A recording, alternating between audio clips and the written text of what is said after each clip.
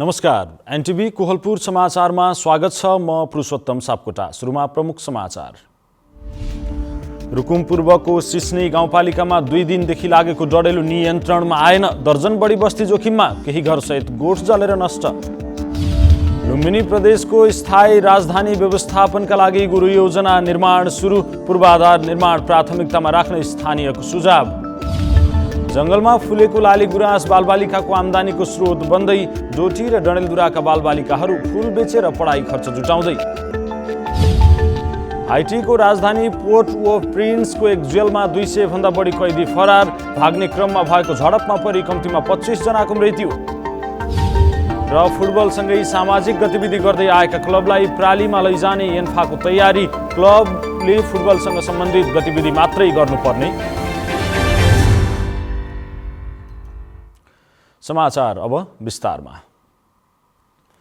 रुकुम पूर्वको सिस्ने गाउँपालिका 2 मा 2 दिनदेखि लागेको डढेलो नियन्त्रण बाहिर गएको छ। बिहीबारदेखि सुरु भएको डढेलो नियन्त्रण बाहिर गएपछि पालिकाका दर्जन बढी बस्ती जोखिममा परेका छन्। सिस्ने 2 को प्वाङ स्थित कुरीपानीबाट सुरु भएको डढेलो धेरै ठाउँमा फैलिसकेको छ। कुरीपानी सामुदायिक वनबाट सल्किएको आगो कसरी सल्कियो भन्ने पत्ता भने लाग्न सकेको छैन। सिस्ने 2 का वडा अध्यक्ष जीवन केसीले विद्यालयबाट फर्किँदै गरेका बालबालिकाले आगो लगाएको हुन सक्ने बताउनु भयो। उक्त डढेलोबाट 3वटा घर, दर्जन बढी गोठ जलेर नष्ट भएको उहाँले जानकारी दिनुभयो। उहाँका अनुसार डढेलोले दत्तकुना, कुचिवाङ, गोलखाडा र सुद्री लगायतका बस्तीमा आगो फैलिएको छ। डढेलो नियन्त्रणमा इलाका प्रहरी कार्यालय, प्वाङ र स्थानीय लागि परेका छन्।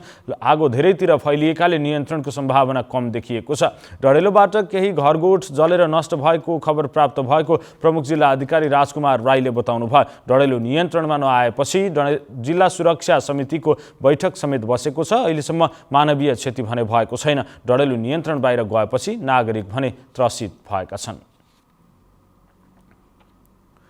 संयुक्त राष्ट्रसङ्घको विकास नीति समितिले नेपाललाई विकासशील राष्ट्रमा स्तर उन्नतिका लागि सिफारिस गरेको छ।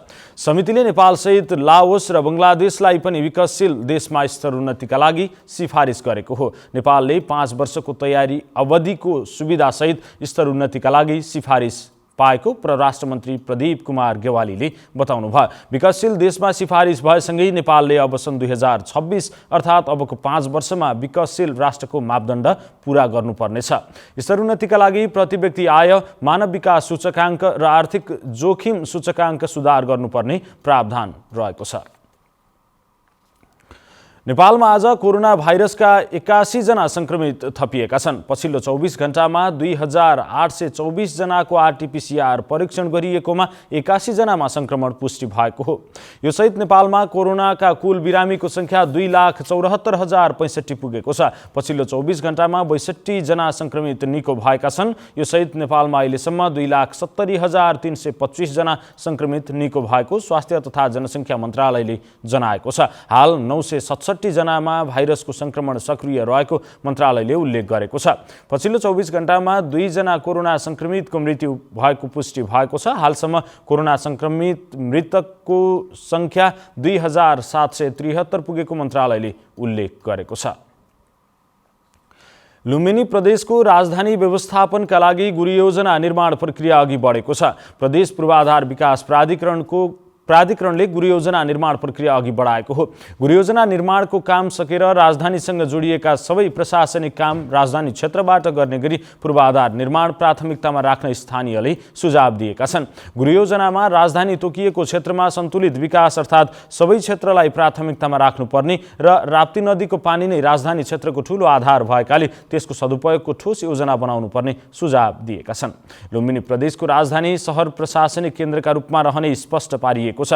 लुम्बिनी प्रदेशको राजधानी सहर एउटा प्रादेशिक केन्द्रका रूपमा रहनेछ भने प्रदेश सभा, मन्त्रालय, अन्य प्रशासनिक कार्यालय, सुरक्षा निकाय लगायतको व्यवस्था हुने प्रदेश पूर्वाधार विकास प्राधिकरणका प्रमुख कार्यकारी अधिकृत ध्रुव मजगैयाँले बताउनु भयो। राजधानी क्षेत्रमा बसोबास गर्ने नागरिकको बीचमा अपनत्वको सम्बन्ध विस्तार गर्ने गरी सहरको डिजाइन गरिनेछ। राजधानी क्षेत्रमा ल्यान्ड पुलिङको माध्यमबाट सबै जग्गा एकीकृत गरी विकसित गरेर जग्गा धनीलाई हस्तान्तरण गर्ने गरी काम थालिने जानकारी दिएको छ। समाचारको क्रम जारी नै छ। अहिलेलाई एकैछिनको विश्राम।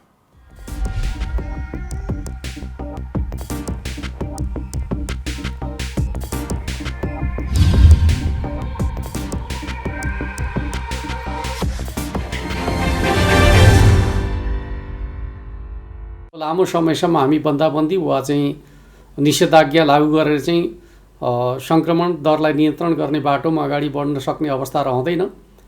आवश्यकता अनुसार हामी एरिया बन्दी गरेर चाहिँ ट्रेसिङको काम अगाडि बढाउनेछौँ।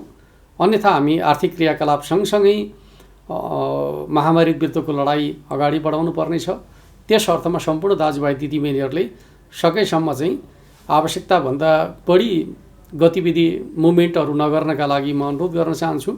घर बाहिर निक्लनु पर्दाखेरि अनिवार्य रूपमा स्वास्थ्य सुरक्षा मापदण्ड प्रयोग गर्ने, मास्क लगाउने र कुनै पनि वस्तुलाई छोइसकेपछि, सार्वजनिक स्थानका वस्तुहरूलाई छोइसकेपछि सेनिटाइज गर्ने वा चाहिँ साबुन पानीले हात धुने जस्ता मापदण्डहरू प्रयोग गर्ने र एक अर्को व्यक्तिबाट चाहिँ निश्चित दूरी बनाएर चाहिँ संवाद गर्ने खालको तरिका प्रयोग गर्यो भने यो महामारी विरुद्ध हामी आफूलाई सुरक्षित गर्न सक्छौँ। त्यो दिशामा सम्पूर्ण दाजुभाइ दिदीबहिनीहरूको सहयोग हुनेछ भन्ने विश्वास र अपेक्षाका साथ म हार्दिक अनुरोध गर्न चाहन्छु। जनचेतनाका लागि लुम्बिनी प्रदेश सरकार मुख्यमन्त्री तथा मन्त्री परिषदको कार्यालय रूपन्देही। विश्रामपछि समाचारमा पुनः स्वागत छ। अब बाँकी समाचार। निर्वाचन आयोगले नेपाल कम्युनिस्ट पार्टी नेकपाको आधिकारिकता सम्बन्धी विवाद छिट्टै निरूपण गर्ने भएको छ। यसका लागि सम्बन्धित पक्षसँग औपचारिक र अनौपचारिक छलफल गरिरहेको आयोगले जनाएको छ। सर्वोच्च अदालतबाट भएको प्रतिनिधि सभा पुनर्स्थापनाको निर्णयपछि समय चापका हिसाबले निर्णय दिन केही सहजता भए पनि दल सम्बन्धी विषयमा दर्ता भएको निवेदनमा आयोगले अध्ययन परामर्श गरिरहेको आयोगका प्रवक्ता राजकुमार श्रेष्ठले जानकारी दिनुभयो। उहाँले आयोग यो विषयलाई छिट्टै नै टुङ्गाएर निर्णय र निकास दिने क्रममा रहेको समेत स्पष्ट पार्नु भएको छ। सरकारले गत पुस 5 गते आगामी वैशाख 17 र 27 गते प्रतिनिधि सभा सदस्य निर्वाचन घोषणा गरेसँगै आयोगले आन्तरिक तयारीलाई तीव्र तुल्याएको थियो। सर्वोच्च अदालतको संसद पुनर्स्थापना गर्ने निर्णयसँगै औपचारिक पत्र प्राप्त नभए पनि आयोगले निर्वाचनका सम्पूर्ण क्रियाकलाप रोकिसकेको जनाएको छ। निर्वाचन सामग्री खरिदका लागि प्रकाशित बोलपत्र पनि आयोगले रद्द गर्ने क्रममा रहेको बताइएको छ। कर्णाली प्रदेशमा प्रचलित कानुन अपराध संहिताको कार्यान्वयनमा समस्या देखिएको सरकारवालाहरूले बताएका छन्। मुख्य न्यायाधिवक्ताको कार्यालय सुर्खेतले आज वीरेन्द्रनगरमा आयोजना गरेको प्रचलित कानुन कार्यान्वयन चुनौती र समाधान विषयक एक दिने प्रशिक्षण तथा अन्तर्क्रिया कार्यक्रममा सहभागीले उपलब्ध प्रहरीको न्यून जनशक्ति, बाल सुधार गृहको अभाव, पुनर्स्थापना केन्द्रको अभाव लगायतका कारणले अपराध संहिताको कार्यान्वयनमा समस्या रहेको बताएका हुन्। कार्यक्रममा उच्च अदालत सुर्खेतका मुख्य न्यायाधीश नहकुल सुवेदीले न्याय सम्पादनका लागि प्रहरी, अदालत, सरकारी वकिल र बार एसोसिएसनको भूमिका महत्त्वपूर्ण रहेको बताउनु भयो। त्यस्तै मुख्य न्यायाधिवक्ता कार्यालय सुर्खेतका प्रमुख दोर्णदत्त पौडेलले प्रचलित कानुन अपराध संहिता कानुन कार्यान्वयनमा देखिएका समस्यालाई मुख्य न्यायाधिवक्ताद्वारा पेश गरिने वार्षिक प्रतिवेदनमा उल्लेख गरिने बताउनु भएको छ। कार्यक्रममा कर्णाली प्रदेशका 10वटै जिल्लाका सरकारी वकिलहरू, प्रहरी अनुसन्धान अधिकृतहरू लगायत सरकारवालाहरूको सहभागिता रहेको थियो। नयाँ सवारी चालक अनुमति पत्रका लागि फारम भर्नेको संख्या 5 लाखभन्दा बढी हुँदा यातायात व्यवस्था विभागले अनुमति पत्रको परीक्षा पास गरेका सेवाग्राहीलाई 1 महिनाभित्रमा अनुमति पत्र दिइसक्ने योजना बनाएको छ। ठूलो संख्यामा कार्ड छाप्ने उपकरणको प्रयोग गरेर एकै दिनमा धेरै संख्यामा अनुमति पत्र छाप्न सकिने विभागले जनाएको छ। अहिले तत्काल कार्ड स्टक धेरै संख्यामा भएकाले छाप्न नसकिएको भए पनि नयाँ कार्ड आउनासाथ अनुमति पत्र छपाई गरिने विभागले जनाएको छ। विभागले 14 लाख कार्ड खरिदका लागि प्रक्रिया समेत अगाडि बढाएको बताएको छ। कार्डको खरिद गर्न लागेको कम्पनीले अहिले थोरै संख्यामा कार्ड नमुना परीक्षणका लागि समेत पठाइसकेको छ। विभागले गत वर्ष खरिद गरेको मास प्रिन्टरको क्षमता 1 घण्टामा 450 अनुमति पत्र छाप्ने रहेको छ। एक दिनमा 10 घण्टा सञ्चालन गर्दा पनि 4500 छापिनेछ। उपकरणलाई 24 घण्टा चलाउँदा 10,000 बढी छापिनेछ। विभागले कोभिड-19 नियन्त्रणका लागि सरकारले जारी गरेको बन्दाबन्दीको समयमा 3 शिफ्टमा उपकरण सञ्चालन गरेको थियो। फागुन महिना सुरु भएसँगै पहाडी क्षेत्रका जंगलमा फुलेका लालीगुराँस बालबालिकाको आम्दानीको स्रोत बनेको छ। डडेलधुरा र डोटीको भीमदत्त राजमार्ग छेउछाउका बालबालिकाहरू लालीगुराँसको फूल बेचेर आम्दानी गर्दै आएका छन्। उनीहरूले आफ्नो पढाइ खर्च आफै जुटाउने गरेको समेत बताएका छन्। डडेलधुरा र डोटीको भीमदत्त राजमार्ग छेउछाउका बालबालिका अहिलेको समयमा जङ्गलमा खेर जाने लालीगुराँस फुल बिक्री गरेर आफ्नो पढाइ खर्च जुटाइरहेका छन्। भीमत्त राजमार्ग छेउछाउका आर्थिक अवस्था कमजोर भएका परिवारका बालबालिका पढाइका लागि खर्च जुटाउन भन्दै जङ्गलमा खेर जाने लालीगुराँसका फुल बेच्ने गरेका हुन्। जङ्गलमा खेर जाने लालीगुराँसका फुल बेचेरै उनीहरू दैनिक 100 देखि 300 रुपियाँसम्म जम्मा गर्ने गर्दछन्। जो रकम कापी कलमदेखि अन्यमा खर्च गर्ने गरेका छन्। डडेलधुरा सहित डोटीका यी बालबालिकाको यो सानो प्रयासले पनि आर्थिक अवस्था कमजोर भएका अभिभावकलाई थोरै भए पनि राहत मिलेको छ। हातमा लालीगुराँसका फुल लिएर भीमत्त राजमार्ग छेउमा दर्जनौं बालबालिका दैनिक जसो बिक्री गर्ने गर्दछन्। भीमत्त राजमार्ग भएर तराईका जिल्ला जाने यात्रुहरू लालीगुराँसका फुल किन्ने गरेका छन्। बिदाको समयमा दिनभर जसो लालीगुराँसका फुल बिक्री गर्ने गरेको भए पनि विद्यालयको समय अगाडि या पछाडि पनि उनीहरू सडकमा आई लालीगुराँसका फुल बेच्ने गर्दछन्। लालीगुराँसका फुल मात्र नभई यी बालबालिकाहरू अन्य समयमा पनि समयअनुसारका फलफुलहरू बिक्री गरेर नै पढाइ खर्च जुटाउने गरेका छन्। प्रकाश भाद्रबाट, नेपाल टेलिभिजन, सुदूरपश्चिम प्रदेश, डडेलधुरा। कोरोना महामारीका कारण प्रमुख शहरमा साना लगानीमा सञ्चालित करिब 1000 निजी विद्यालय बन्द हुने अवस्थामा पुगेका छन्। महामारीका बीच बन्द भएका विद्यालय पुनः खुल्दा अति न्यून संख्यामा विद्यार्थी भर्ना भएपछि यो स्थिति आएको सञ्चालकहरूको भनाइ छ। उचित नीति लिएर बन्द हुन नदिन सरकारवालाहरूले शिक्षा मन्त्रालयको ध्यानाकर्षण समेत गराएका छन्। निजी विद्यालय किनबेचको चलखेल समेत रोक्न शिक्षा व्यवसायीहरूको माग रहेको छ। कोरोनाका कारण करिब 1 वर्ष शहरी क्षेत्रका निजी विद्यालय बन्द रहे भने ठूला लगानीका विद्यालयले भने अनलाइन कक्षा सञ्चालन गरेका थिए। शहरका सामुदायिक विद्यालयमा विद्यार्थी संख्या बढेका छन् भने तिनमा बोर्डिङ स्कुल छोडेर भर्ना हुने अधिक रहेको विद्यालयका प्रधानाध्यापकहरूले जनाएका छन्। निजी विद्यालयमा भने फागुन पहिलो सातासम्म विद्यार्थी भर्ना संख्या यकिन हुन सकेको छैन। देशभर करिब 10,000 निजी विद्यालय रहेको प्याप्सन र एनप्याप्सनले दाबी गरेको छ। सरकारको तथ्याङ्कमा भने 6500 भन्दा बढी केही बढी निजी विद्यालय रहेका छन्। विद्यालय स्तरमा हुने हिंसा, दुर्व्यवहार र अपराधका गतिविधि रोकथामका लागि कपिलवस्तु प्रहरीद्वारा विद्यालय प्रहरी साझेदारी कार्यक्रम अन्तर्गत नयाँ पाठ्यक्रम लागू भएको छ। यसले विद्यार्थीहरूमा कस्तो प्रभाव पार्ला अनि समाजलाई के फाइदा हुन्छ भनेर आज हामीले कपिलवस्तुका नागरिकलाई सोधेका छौँ। हेरौँ आजको आवाजमा।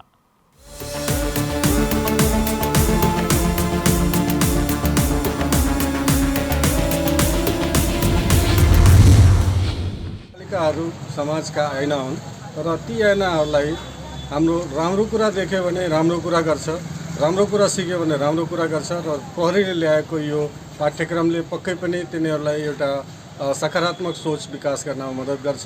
तर यो महिला हिंसा र अन्य किसिमका हिंसात्मक गतिविधिबाट रोक्न मद्दत पुर्याउँछ जस्तो लाग्छ। विद्यालय स्तरमा हुने यस्ता हिंसा दुर्व्यवहारहरूले गर्दा समाजमा चाहिँ धेरै नराम्रो गतिविधिहरू भइरहेको छ र यसका लागि अहिले जुन कपिलवस्तु प्रहरीले पाठ्यक्रममै ल्याएर समावेश गरेर चाहिँ यस्ता विषयलाई चाहिँ ल्याएको छ। यो अवस्थामा चाहिँ पढ्ने बेलामा पढ्ने उमेरका बच्चाहरूले सानै उमेरबाट चाहिँ यस्तो गलत मनोवृत्तिलाई चाहिँ नहेरेर र साइबर अपराध चाहिँ एउटा जघन्य अपराध हो भन्ने खालका कुराहरू मानसिकतामा बस्यो भने मात्रै चाहिँ उनीहरूले यस मनोवृत्तिबाट हट्न सक्छन् र कपिलवस्तु प्रहरीलाई पनि धन्यवाद छ। यो विषयलाई हाम्रो पाठ्यक्रममै समावेश गरेको छ। आजको समाजमा यसबाट विभिन्न किसिमका फाइदामूलक कुराहरू छन्। यसले विद्यार्थीहरू खास गरेर छात्र छात्राहरू आत्मनिर्भर बन्नेछन्। उनीहरूमा आत्मबलको प्रयोग हुनेछ। उनीहरू कसैबाट डराउने छैनन्, कसैको धम्कीमा बहकावटमा लाग्ने छैनन्। उनीहरूमा एउटा सेल्फ डिफेन्सका कुराहरू जागृत हुनेछन् र उनीहरूको मनोभावनामा सबल एउटा प्रबल दृढ इच्छाशक्ति हुनेछ। उनीहरू आत्मनिर्भर भएर हिँड्न सक्नेछन्, बोल्न सक्नेछन् र आफूमाथि आक्रामक व्यक्तिहरूमाथि चाहे छात्र होस् चाहे छात्रा होस् तिनीहरूमाथि उनीहरू आफ्नो संरक्षण गर्न सक्नेछन्। मैले यिनै कुराहरूको फाइदा देखेको छु। जुन पाठ्यक्रम लागू भएको छ यसले हामीहरूलाई चाहिँ नि प्रहरी हामीहरूको लागि सहयोगी भावना लिएर आउनुहुनेछ र बालबालिकाहरूमा कमसेकम यसले साइबर क्राइम अनि अपराध न्यूनीकरण गर्नमा पनि ठुलो मद्दत पुग्नेछ र प्रहरीहरूलाई हामीहरूले अलि टाढाको दृष्टिले हेरेथ्यौँ भने अब एउटा सहयोगीको भावनाले पनि हेर्न सकिन्छ र चाहिने सबैलाई यसमा यो अपराध न्यूनीकरण गर्नमा सहयोग पुग्छ जस्तो लाग्छ मलाई। अहिले भर्खरै लागू भएको प्रहरी साझेदारी कार्यक्रम जुन पाठ्यक्रम नयाँ आएको छ विद्यार्थीहरूलाई, त्यस पाठ्यक्रमले धेरै नै कुरा सिक्न जान्नलाई सहयोग पुग्नेछ भन्ने हामीले बुझेका छौँ। यो कार्यक्रम अन्तर्गत जुन विद्यार्थीहरूलाई विशेष गरी जो स्कुल +2 को एजमा जुन मान्छेहरू लागु पदार्थमा लाग्ने दुर्व्यसनीमा लाग्ने जुन ट्रेन एउटा छ त्यसलाई तोड्न यसले चेतनाको वृद्धि गर्नेछ भन्ने कुरा हामीले बुझेका छौँ। अहिले जुन हाम्रो यो प्रहरीले विद्यालय स्तरमा हुने हिंसा दुर्व्यवहार अपराधको लागि गतिविधि रोकथाम गर्न प्रहरी साझेदारी कार्यक्रम जुन नयाँ पाठ्यक्रममा जुन लागू गरेको छ त्यसले विद्यालयमा हुने जुन हाम्रो बालिकाहरूप्रति जुन हिंसा दुर्व्यवहार जस्तो जघन्य अपराधहरू जुन भइरहेको छ अहिले त्यसले चाहिँ अलिकति भए पनि सामान्य रूपमा त्यसलाई न्यूनीकरण गर्नमा यसले मद्दत पुर्याउँछ भन्ने मलाई लागेको छ।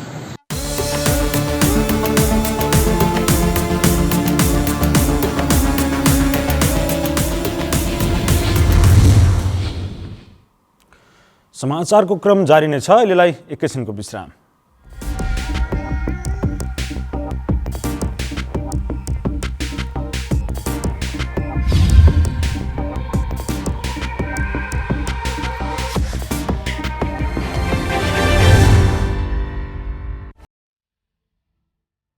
सिपलाई रोजगार र रोजगारलाई देश विकासको मेरुदण्डका रूपमा जोड्ने एउटा सार्थक कदम।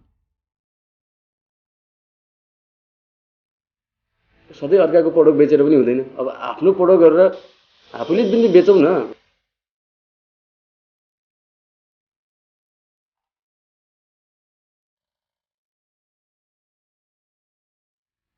अरब र खाडीतिर होइन, नेपालकै आफ्ना बाँझा भूमि र झाडीतिर लागौँ। जीवन यही छ। व्यवसाय गर्दाखेरि त अब चुनौतीहरू त अब धेरै छन् नि। हामीले आफ्नो उत्पादनलाई विविधीकरण गर्न सकेनौँ क्या। हामीले बाई प्रोडक्टतिर ध्यान दिएनौँ।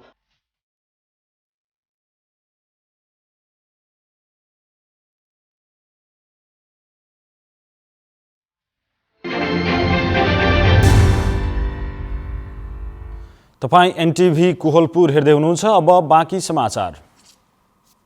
बर्दिया राष्ट्रिय निकुञ्जले निकुञ्जभित्र पर्ने पूर्व पश्चिम राजमार्गमा सरसफाई गरेको छ। राजमार्गमा गुड्ने सवारी साधनका यात्रुले फालेका प्लास्टिक जन्य फोहोरले वन्यजन्तु एवं पर्यावरणमा समेत असर गर्ने भएकाले निकुञ्जले राजमार्गमा सरसफाई गरेको हो। बर्दिया राष्ट्रिय निकुञ्जका कर्मचारी, निकुञ्ज सुरक्षार्थ खटिएको नेपाली सेना, मध्यवर्ती समिति एवं चोरी शिकार नियन्त्रण युवा परिचालन अभियानमा आबद्ध युवाहरूले राजमार्ग सरसफाई गर्नुभएको हो। छुट्टा छुट्टै समूह बनाएर निकुञ्जको क्षेत्रमा पर्ने राजमार्ग पूर्व रम्बापुरदेखि सैनावार पोस्ट र पश्चिम अमरेनीदेखि चिसापानी पुलसम्मको करिब 30 किलोमिटर क्षेत्रमा सरसफाई गरिएको हो। राजमार्ग सरसफाई गर्दा पानीका बोतल, तयारी खाजाका प्लास्टिक जन्य फोहोर बढी फेला परेका छन्। बर्दिया निकुञ्जको नेतृत्वमा प्रत्येक वर्ष गरिने राजमार्ग सरसफाईले वन्यजन्तुको संरक्षणमा टेवा पुग्ने बर्दिया राष्ट्रिय निकुञ्जका प्रमुख संरक्षण अधिकृत विष्णुप्रसाद श्रेष्ठले बताउनुभयो।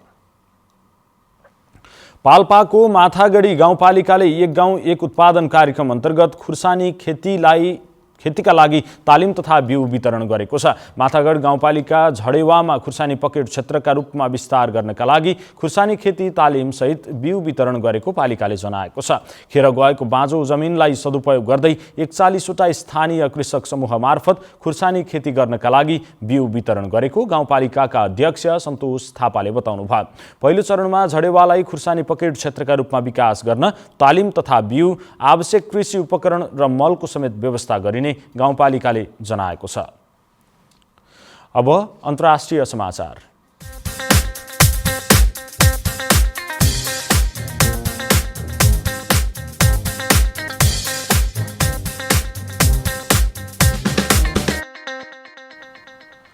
हाइटीको राजधानी पोर्ट ओ प्रिन्समा रहेको जेलबाट 200 भन्दा बढी कैदी भागेका छन्। भाग्ने क्रममा भएको झडपमा परि कम्तीमा 25 जनाको मृत्यु पनि भएको छ। मृत्यु हुनेमा जेलका निर्देशक समेत रहेको सञ्चार सचिव फ्रन्टरज एक्सान्तुजले जानकारी दिनुभएको छ। मृत्यु हुनेमा केही कैदी र केही सर्वसाधारण पनि रहेको उहाँले बताउनुभयो। त्यसैगरी मृत्यु हुनेमा एकजना समूह नाइके अर्नेल जोसेफ पनि रहेका छन्। उनलाई प्रहरीले गोली प्रहार गरेर उनको हत्या भएको अधिकारीहरूले जनाएका छन्। सुरक्षा कारबाहीका क्रममा उनको मृत्यु भएको प्रहरी अधिकारीहरूले स्वीकार गरेका छन्। जेलमा झण्डै 400 कैदी रहेका थिए। झण्डै 200 जना कैदी भने अझै पनि जेलमै रहेका छन्। उनीहरूलाई भाग्न नदिन प्रहरीले धेरै मेहनत गरेको सचिव एक्सान्तुजले बताउनुभयो। जेलमा राखिएका केही कैदीलाई हतकडी लगाइएको र केहीलाई बाँधिएकाले पनि उनीहरू भाग्न नसकेको उहाँको भनाइ छ।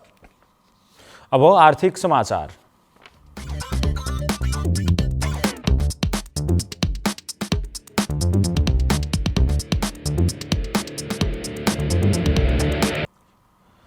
कर्णाली प्रदेशको राजधानी सुर्खेतमा चालु आर्थिक वर्षको 6 महिनामा 1 अर्ब 36 करोडको तरकारी र फलफुलको कारोबार भएको छ। कृषि विकास निर्देशनालय कर्णाली प्रदेशले सङ्कलन गरेको अर्थ बजारको तथ्याङ्क अनुसार 1 अर्ब 36 करोड 79,02,600 रुपियाँ बराबरको कारोबार भएको हो। उत्पादित बाली वस्तुबाट भएको आन्तरिक तथा बाह्य कारोबार कति भएको छ भन्ने कुरा यो प्रारम्भिक तथ्याङ्कले देखाएको छ। सुर्खेत जिल्लाभित्र भएको 53,553 क्विन्टलबाट 23 करोड 14,23,400 रुपियाँ कारोबार भएको छ भने सुर्खेतबाट बाहिर निर्यात 2,25,589 क्विन्टलबाट 80 करोड 53,69,200 रुपियाँको कारोबार भएको छ। उत्पादित बाली वस्तुबाट भएको कारोबारमा कर्णालीको कति निर्यात र आयात गर्दो रहेछ भन्ने कुराको निर्क्योल भएको मन्त्रालयले जनाएको छ। अब खेलकुद समाचार।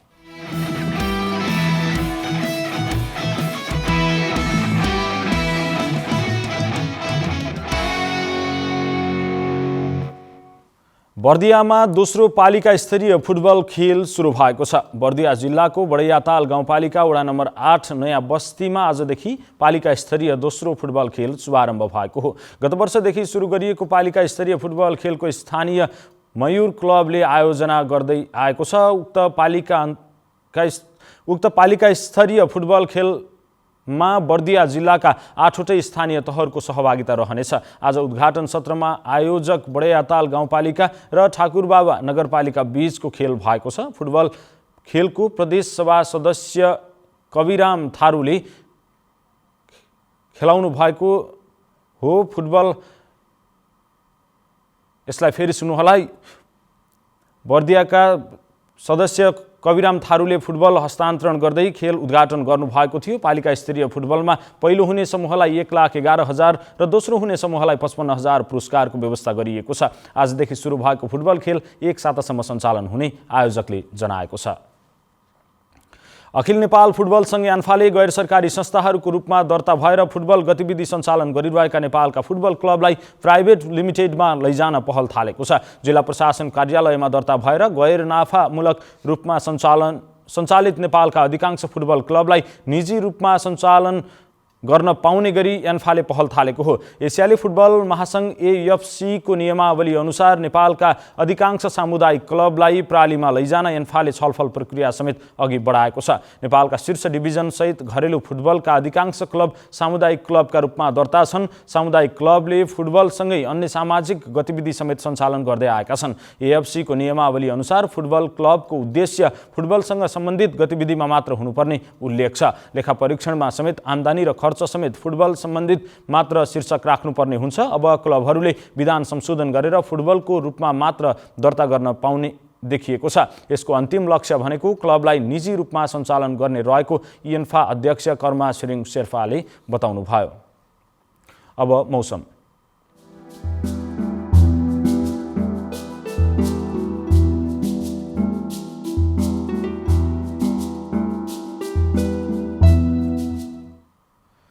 पश्चिमी वायुको आंशिक प्रभावले आज देशका पहाडी भूभागमा आंशिकदेखि सामान्य बदली रही बाँकी भूभागमा मौसम सामान्यतया सफा रह्यो।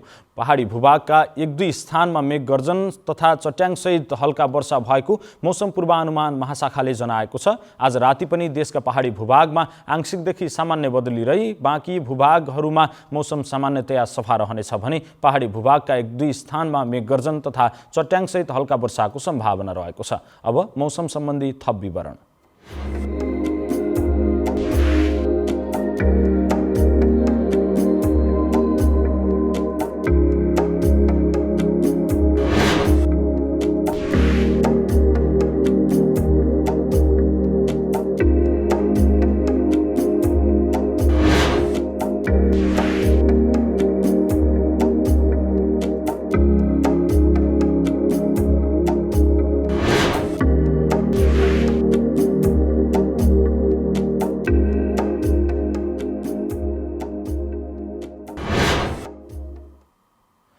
समाचारको अन्त्यमा प्रमुख समाचार पुनः एकपटक।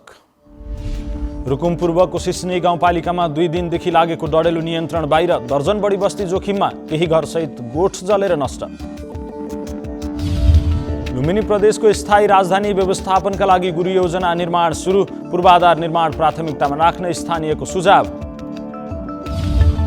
जंगलमा फुलेको लाली गुराँस बालबालिकाको आम्दानीको स्रोत बन्दै, डोटी र डडेलधुराका बालबालिकाहरू फुल बेचेर पढाइ खर्च जुटाउँदै। हाइटीको राजधानी पोर्ट ओ प्रिन्सको एक जेलमा 200 भन्दा बढी कैदी फरार, भाग्ने क्रममा भएको झडपमा परि कम्तीमा 25 जनाको मृत्यु। र फुटबलसँगै सामाजिक गतिविधि गर्दै आएका क्लबलाई प्रालीमा लैजाने एन्फाको तयारी, क्लबले फुटबलसँग सम्बन्धित गतिविधि मात्रै गर्नुपर्ने। हवस् त, अहिलेलाई समाचारको सिलसिला यति नै। बिदा दिनुहोस्। नमस्कार।